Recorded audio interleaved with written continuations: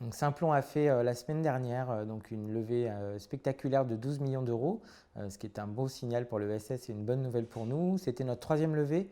D'emblée, dès le premier tour, on avait ciblé des investisseurs à impact parce qu'on est un projet à impact et donc on voulait des investisseurs qui partageaient les valeurs de la boîte et qui avaient une affectio societatis, comme on dit, très forte avec le projet.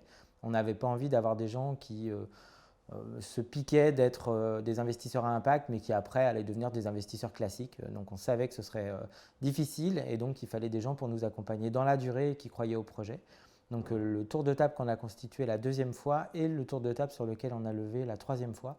Donc ce sont uniquement des investisseurs à impact, des gens dans l'économie sociale et solidaire. Donc à la fois la Caisse des dépôts, INCO, France Active, le Crédit Coopératif et aussi les fonds qui gèrent l'épargne salariale solidaire des Français, donc comme Amundi et Mirova. Et ça, on a leur confiance. Donc la troisième levée, ça a été fait au même tour de table que la deuxième.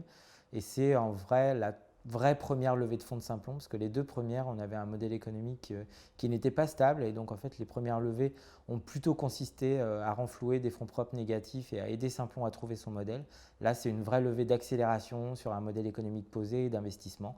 On avait besoin d'investir, le marché de la formation se recompose, il y a des actifs, donc il fallait des fonds propres et donc c'est ça qu'on a levé auprès de nos investisseurs. Alors cette levée, elle est dirigée pour investir clairement sur nos outils, pour aussi pouvoir déposer des référentiels, parce que la réforme de la formation professionnelle oblige tous les organismes de formation à se doter de diplômes ou de formations certifiantes. Donc ça veut dire des ingénieurs pédagogiques qui analysent les métiers, qui déposent les compétences et des métiers à France Compétences. Donc ça, c'est vraiment de l'immobilisation et c'est vraiment de l'investissement. On a besoin aussi d'investir dans nos écoles, d'avoir des espaces un peu de démonstration où il y a le meilleur des méthodes pédagogiques, du mobilier, des aménagements, on va dire, susceptibles de bien générer une montée en compétences de nos publics. Et puis après, c'est un marché qui se recompose en ce moment, donc il y a aussi des opportunités de croissance externe. Donc dans la levée de fonds, on a aussi une réserve en cas d'opportunité de rachat d'organismes de formation, parce qu'en ce moment, le marché bouge beaucoup.